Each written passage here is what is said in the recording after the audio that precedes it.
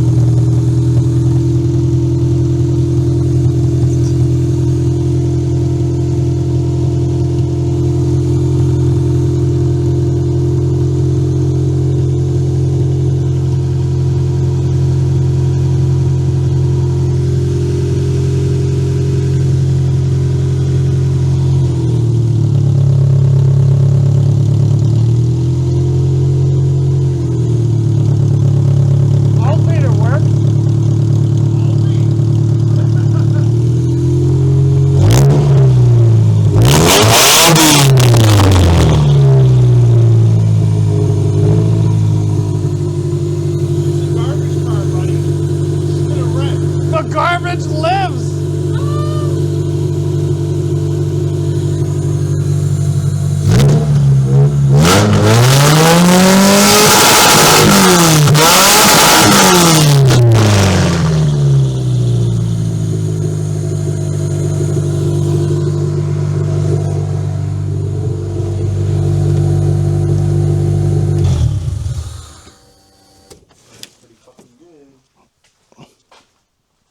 I say that runs good. Steven agrees. That runs really, really good. My ears hurt. I think all the neighbors know it runs now too.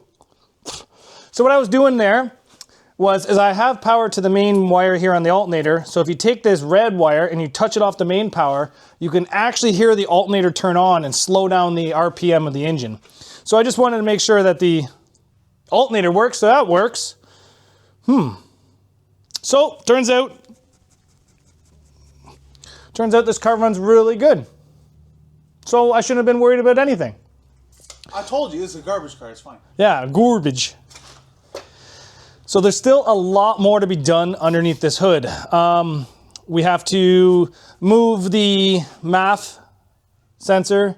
We have to hook up the throttle cable. We have to make sure these frost plugs down here are gonna be good, because they are like rotted right through.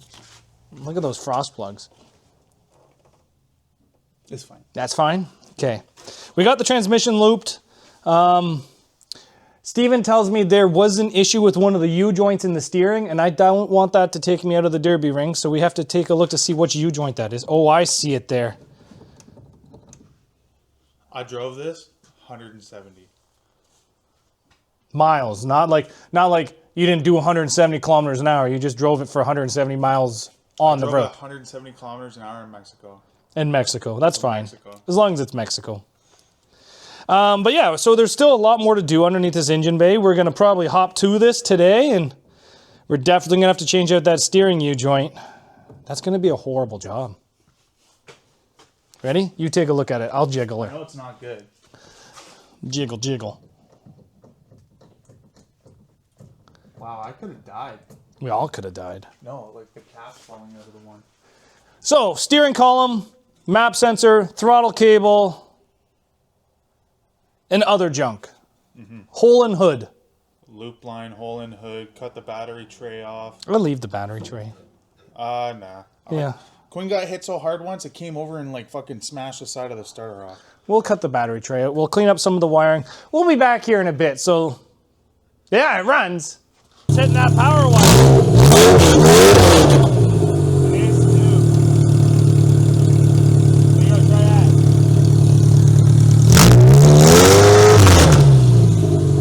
Nice.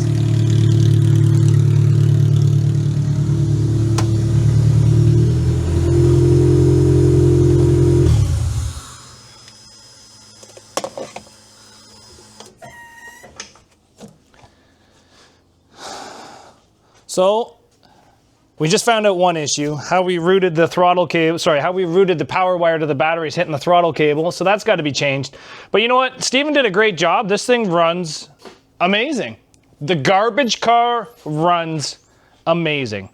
So, I guess we have to move on and do other things to this, like build the rest of the car. So, come back tomorrow, you guys, and we'll start building this car and getting it ready for the Demolition Derby. Now that we know it runs, we can do a lot of other things to this.